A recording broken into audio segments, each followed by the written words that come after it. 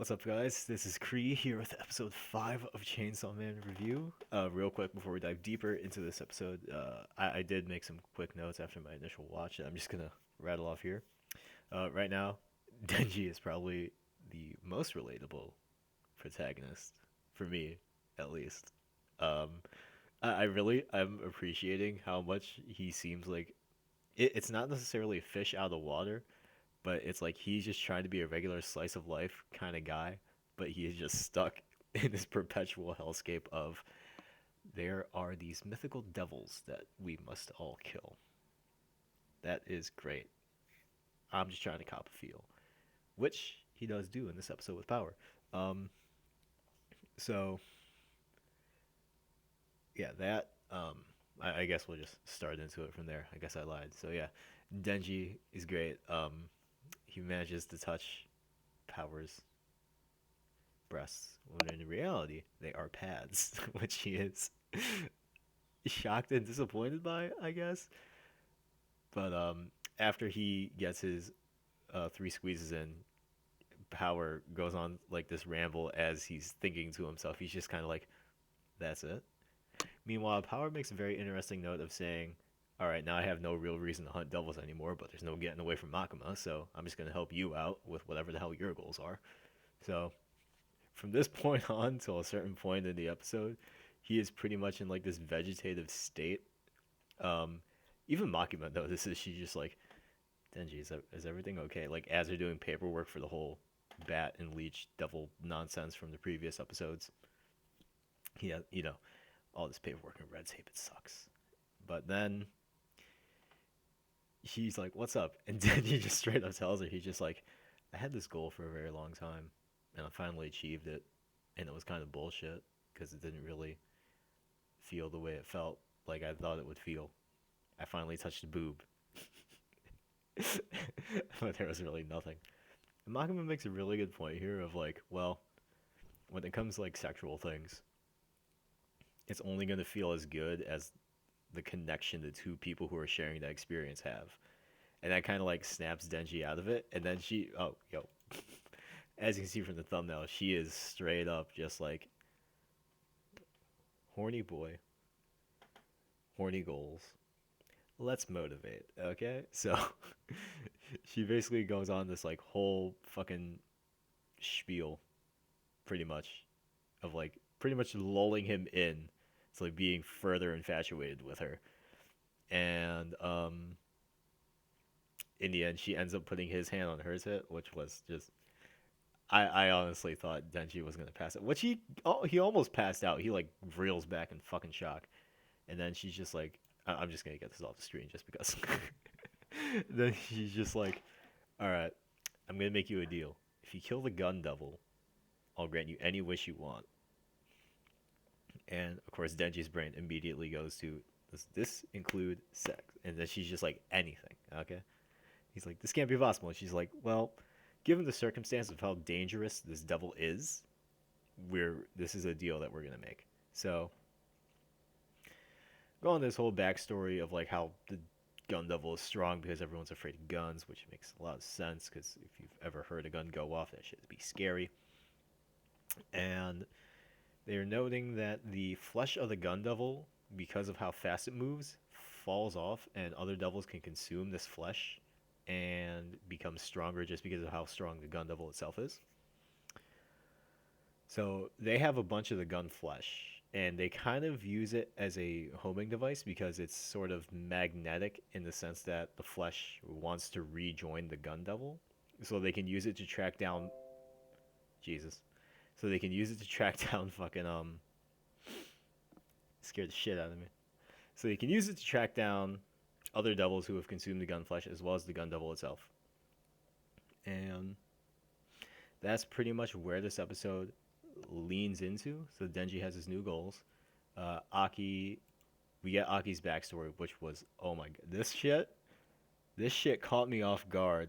That was a gut punch I was not ready for. We flash back to when Aki's a fucking child, and he's like, his little brother's sick. His parents are there taking care of him.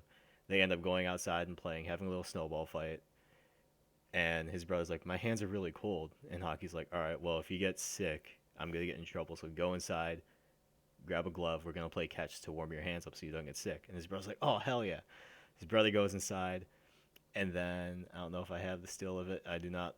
But then his house just gets fucking decimated by what I'm assuming is the gun devil just blitzing by to enact its attack on the states, which was wild. Okay, Carnation instant trauma for Aki. I felt so bad for him after seeing that. I'm just like, okay, I get it.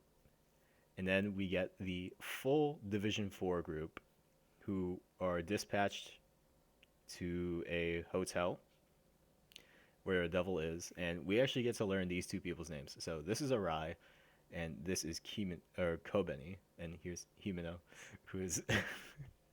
I swear, this show, the women, there's something about the way the women are written in the show that's just like top notch, in my opinion. They're not written like how girls are normally written in other media.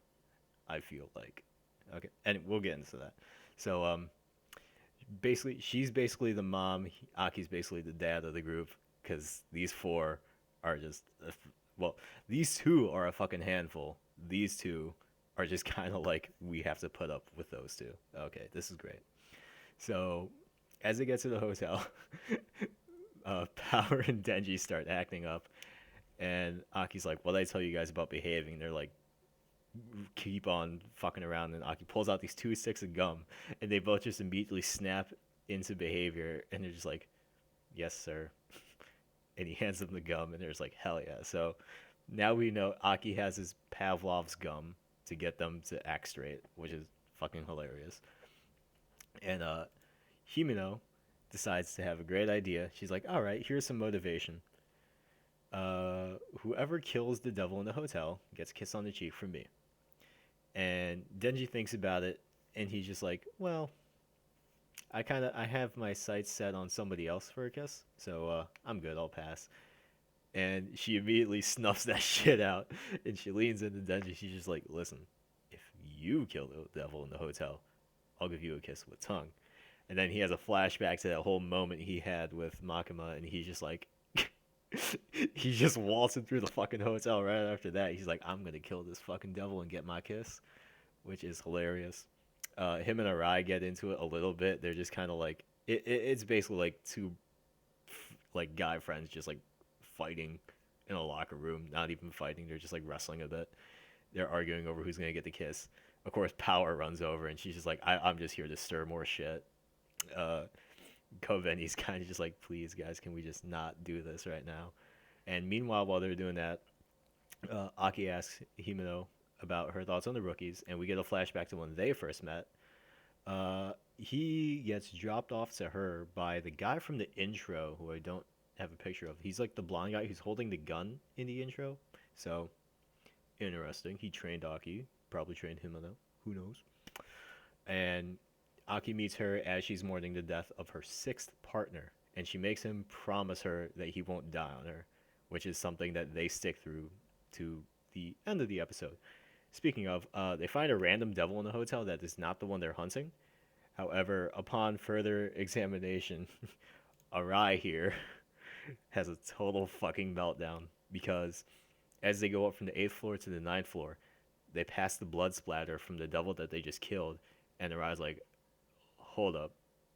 So he runs down the stairs past Power and Denji, who are just having like this really innocuous conversation because Power's like trying to think of ways to eat everyone in the group, and Denji's just like shooting him down because they sound terrible. Just Power things. Still love her though. Um, so he runs down the 8th floor, and he comes down the stairs from the 9th floor, and Himeno and Aki are kind of just like, "Didn't you just run down the stairs?" And again, he's just like, "Shit." Power and Denji are like, "Shit." And poor Koveni is like having a fucking meltdown over there.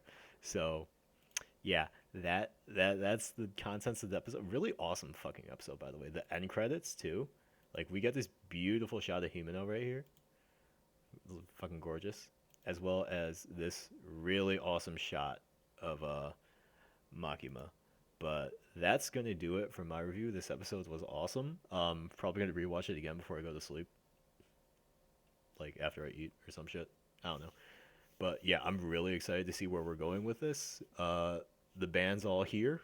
I'm interested to see when Makima's gonna get her hands dirty and join up with the group.